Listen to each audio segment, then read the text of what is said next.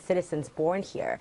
And so I absolutely want our country to be safe. But building a wall that is going to cost, by the way, billions of dollars of American taxpayers, my tax dollars are going to go to build a wall. You know what? I don't have any patience for that argument because I don't think it's. Hold on. That isn't going to. It isn't going to protect us. Okay. How is a wall going to protect? So you're saying it's too expensive. You're saying the wall is too expensive, but you know that's not actually what you said. You said it's an expression of hate, and I just want to get to the bottom of that. Why is it hateful to want to build a wall? A lot of Americans do, the majority in some surveys. Why is that related to hate? You want to win all the gift cards down below? All you gotta do is hit the like, subscribe, turn notifications on, leave a comment down below, and enjoy the video. She joins us now. Julia, thanks a lot for coming on. Thank you for having me. So you applied for a job and were accepted at Goldman Sachs and ascended in the ranks, but you were here illegally. That suggests that you used an illegal Social Security number, someone else's, a stolen Social Security number. Whose was it? I did. I used a fake Social Security number that didn't belong to anyone. It was a completely made-up number.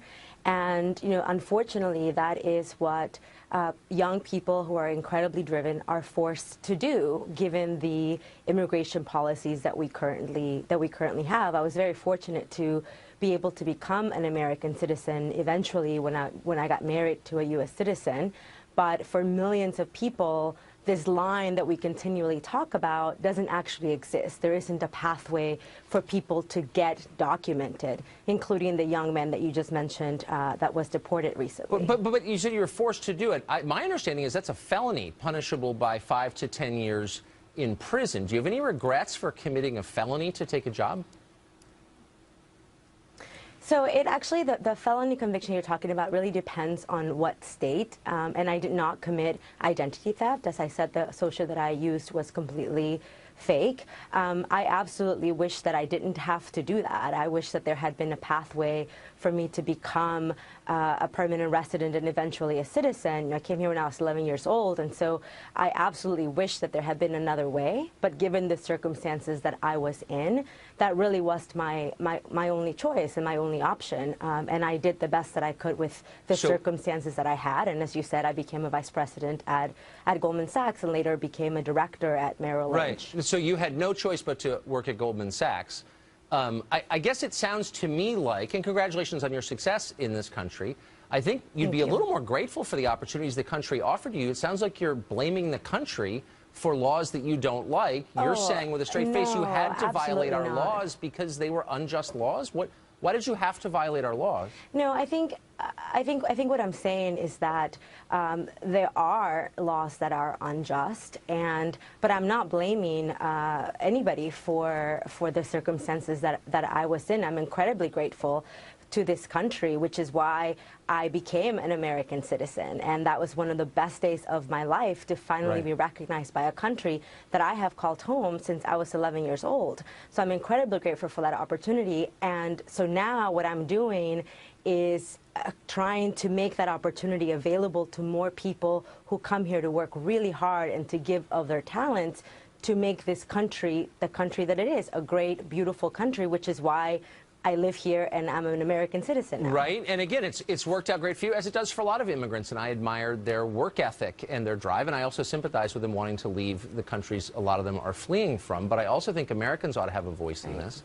And I also found your characterization, frankly, of the president's proposed border wall as, quote, a symbol of hate, as not an indication of gratitude. It suggests that you don't think America has a right to protect its borders. And that seems a very odd attitude for someone who's benefited so much from your adopted country.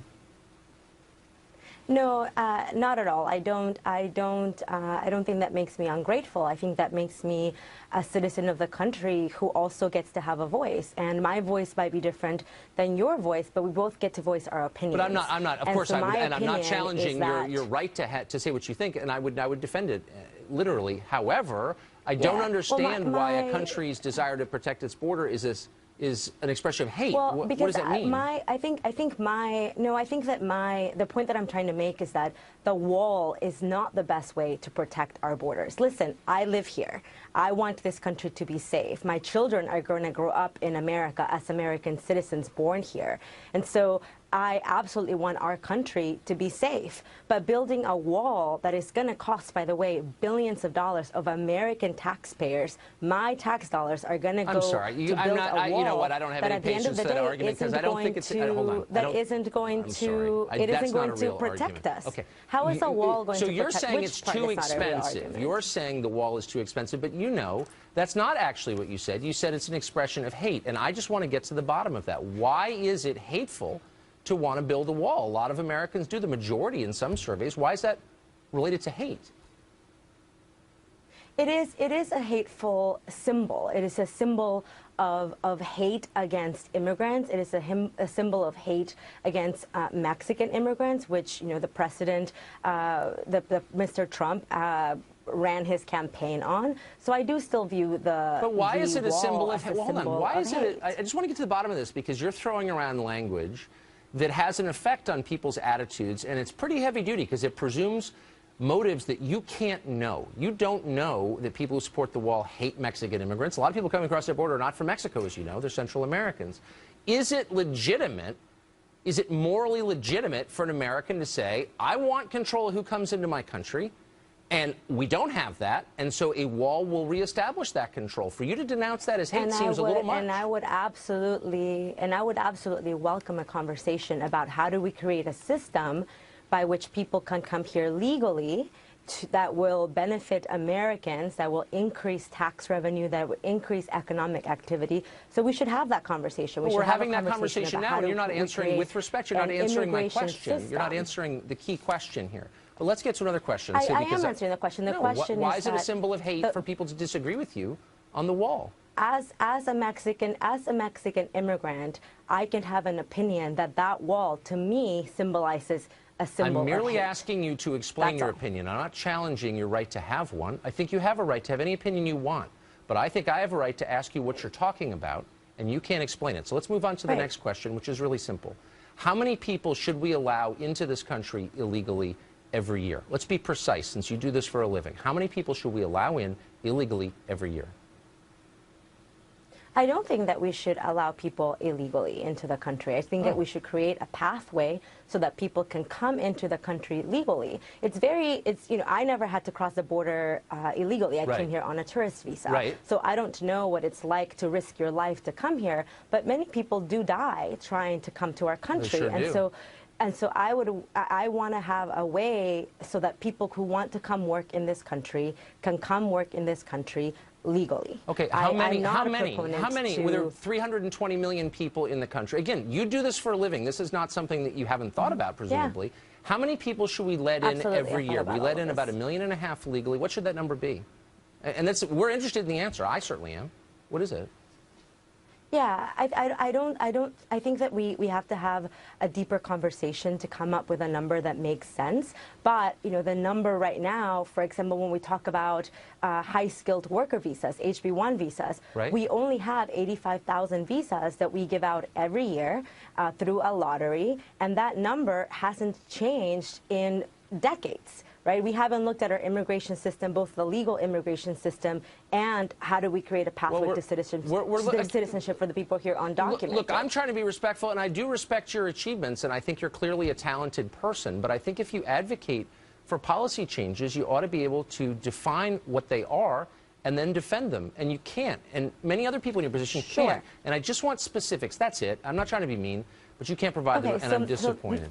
I'm sorry, we're out of time. Thanks for joining I can provide you with the specifics. Yeah, I've asked you 5 times. Like, what's the number? And we'll just hold it real quickly. How many people should we let in every year? Yeah, what's the ideal number of legal immigrants, either through H-1B programs or through various other programs? You have to bring people illegally. How many should we bring in a year? That's a real question. That cap of 85,000 visas should at least be double to that number to meet the demands of our country and of our economy. Okay. So if you're talking about HB1 visas, I think the number should at the very least be doubled. Be 160,000. And when it comes to policy, we can't have a conversation about changing the immigration policies of this country without including a pathway to citizenship for the 11 million people who are here. Maybe we can. That's kind of up to American citizens and not up to people here illegally. It's up as an American citizen. Right, as an American. I get it. And thank you for throwing out that number. I appreciate it. Thanks for joining us tonight.